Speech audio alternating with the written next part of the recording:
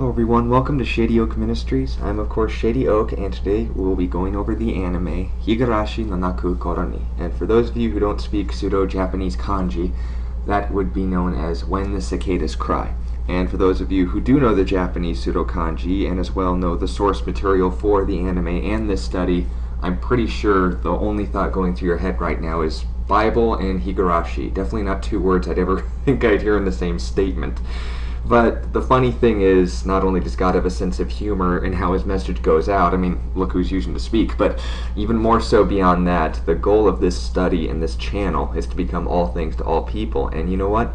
If God can reach the Otaku community by presenting his gospel, his written word, and allowing a clearer and deeper understanding of his nature and his plan for your life, through venues that may not be in the first place that you'd be looking for them, then I say full steam ahead. We're going to get right into this. So, if you can turn to the book of 2 Timothy chapter 1 and verse 7, we're going to read from the Apostle Paul writing to his son Timothy, and of course son in the faith, not biological, he wasn't married. But 2 Timothy 1:7, we hear the famous exhortation, "For God has not given us a spirit of fear, but of power, love, and of a sound mind." And all these things being God's plan for your life, we definitely see the more prevalent theme in today's anime, the antithesis of this, the opposite, the antonym to this synonym. We see that there is definitely not only a lot of weakness, a lot of hatred of those that you think would be closest to you, but also basically being the center theme for this entire anime, insanity. Doing the same thing over and over again, expecting different results as someone would define it. But I think the best way you can put it is living in your own world outside of reality. And with all of these things being presented in today's anime, not only do we know that there is a God who has a plan for you, who loves you, who wants the best for you, and not only wants these things for your life, but is more than willing to provide them by his own hand, that we also have an enemy who hates you, who wants you to not only have your strength taken away, those that should be closest to you to seem like the most distant and oppressive enemies in your entire life, but most of all, to take away your peace. Because insanity, or more likely and directly to this verse and the theme of the anime, fear, is actually the same definition as the famous word faith. And if you really consider it, I think the theologian and comedian Brad Stein actually put it the best way, in that he said, fear and faith have the same definition. That fear is believing what you cannot see will come to pass, and faith is believing what you cannot see will come to pass. The difference is, where is your source coming from?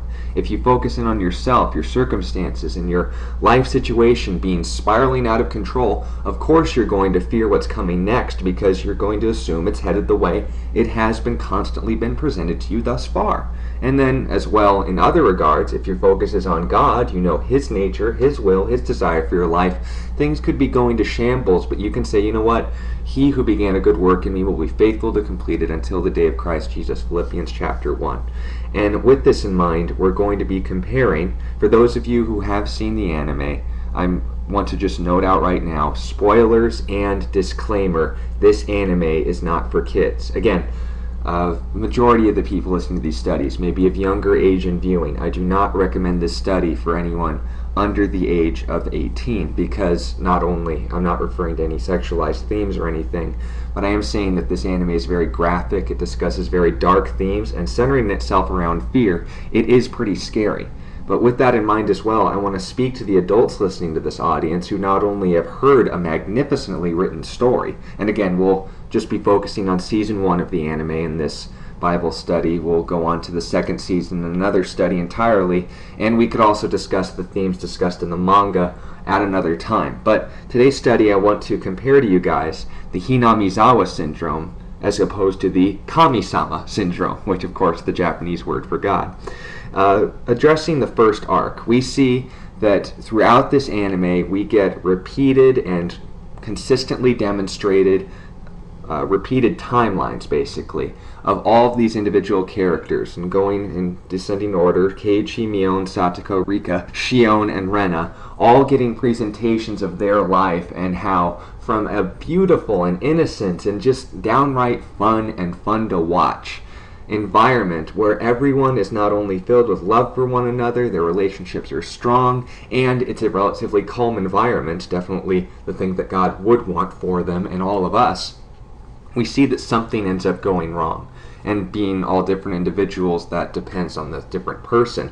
But we see a consistent theme in every single one of all 6 different arcs that are presented in Season 1, with the Onikakushi Ken, or Spirit Away by the Demon arc. You'll forgive my Japanese accent. I do understand a little, skoshi wakarimasu, but Nihongo ga is not my strong suit, so we'll just put that disclaimer out there. But beginning the anime, we discuss the character of Keiichi, or K1 as the fan base likes to refer to him as, and being ruled by fear allows his mind to see those closest to him as his enemies, Mion and Rena, and ultimately this leads him to not only drive away these relationships, but even goes as far as killing them and eventually himself. And in this, we see the reflected nature and goal of what the enemy wants for your and my lives. That in John 10:10, it was laid out plainly, the thief does not come except to steal, kill, and destroy. Jesus speaking, I have come that they may have life and that they may have it more abundantly. He wants you to be having picnics with Rena's Super Deluxe spread, not having to deal with, a repeated day of June 6, 19, all this different stuff, and wondering, is it going to be Takano and Jiro-san ended up being, tearing their throat out and burned in a barrel somewhere, and again, no spoiler alert till Season 2. We'll discuss that on a later date, but with all these consistent themes happening every single June, why can't we just have a party, have a fun time with the Tanagashi Spirit of 5 Demons, right? With all of these different things, that there was just a fun part of their culture and their friendship. Where did it all go wrong? In every single one of these story arcs, we just are left with the question, what happened?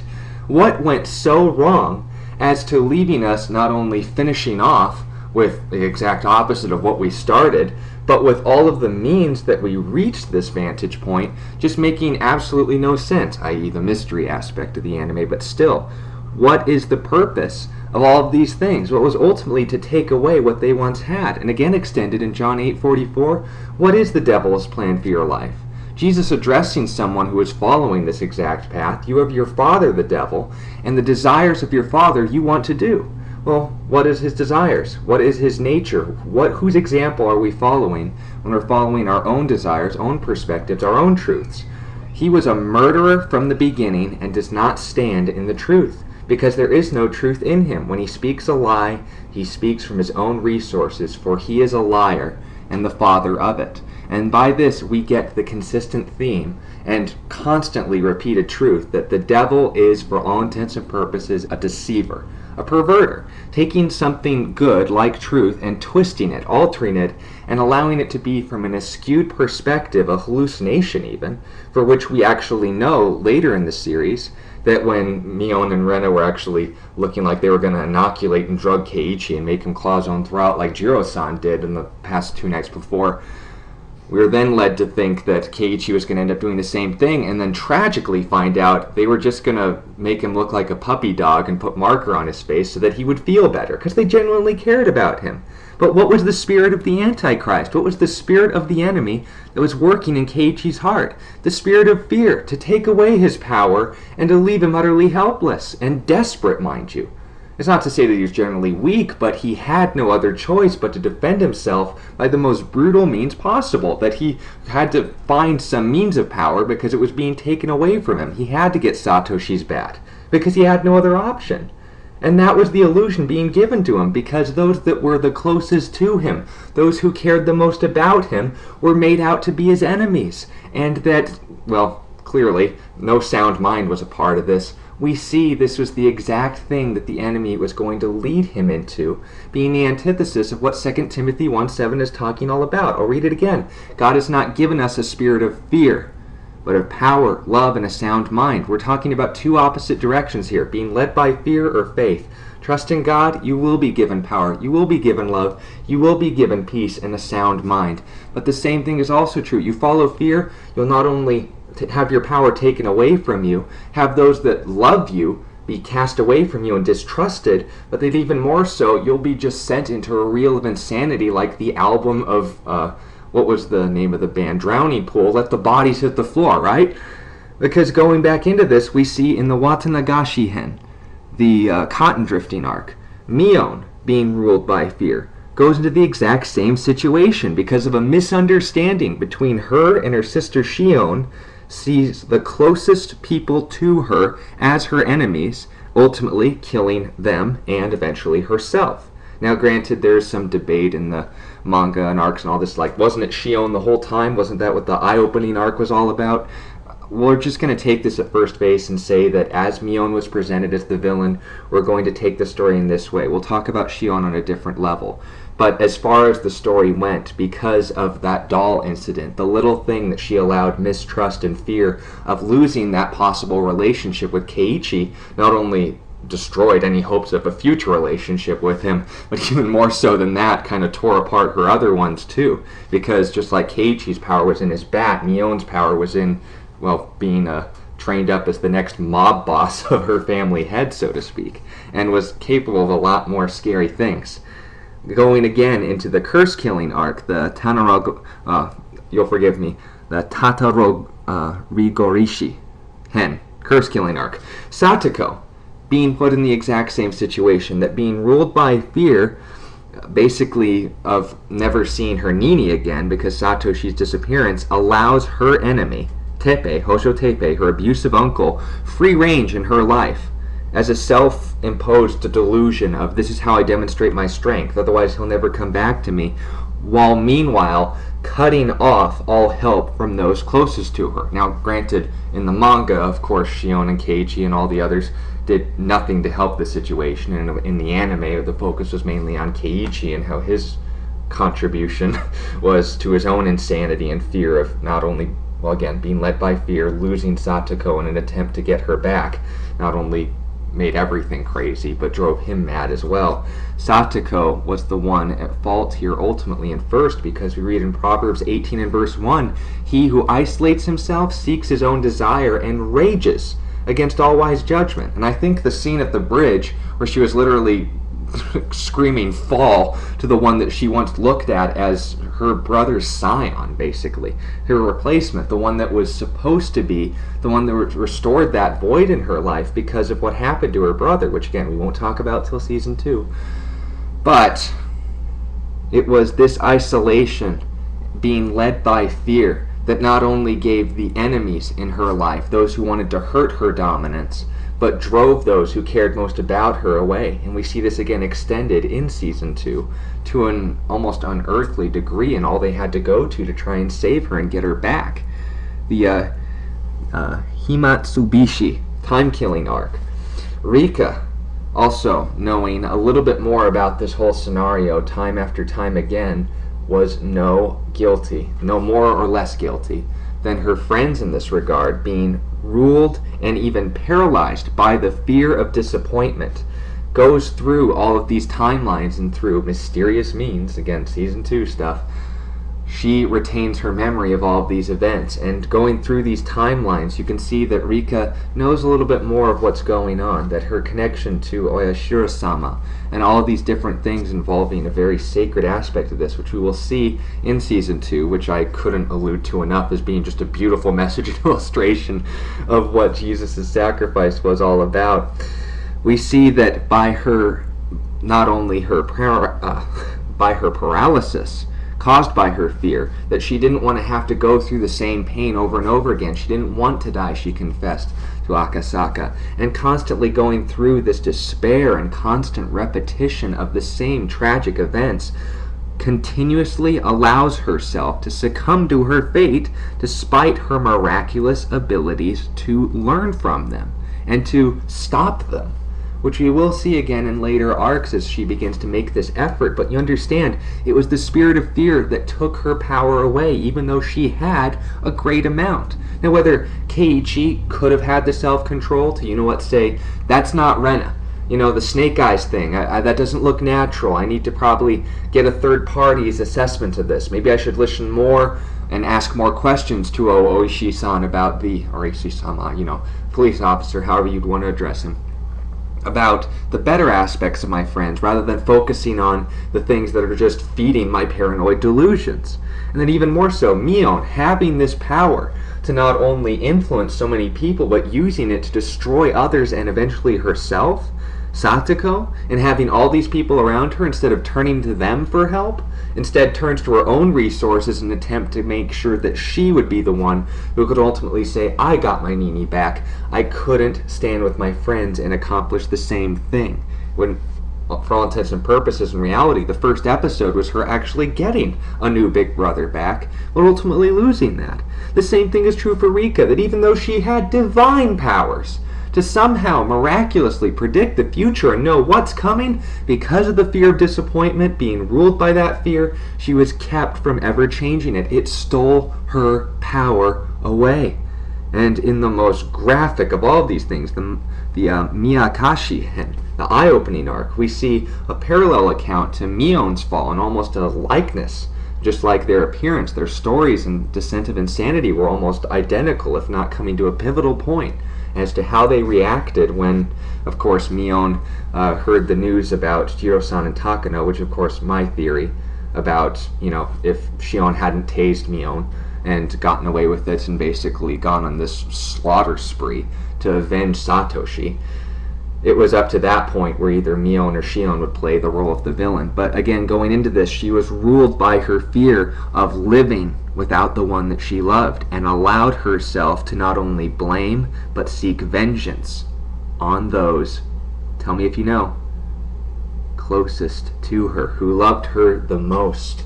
And thus, obviously, with the lack of power being taken away and replaced by violence, with the lack of love being turned into hatred to all of those around her. And we saw there were turning points where she kind of, quoting her directly on this, told the demon within her, I'm going to believe Mion. We saw an opportunity for her to turn around, but she ultimately chose to give in to the madness because she wasn't being led by faith, she was being led by fear.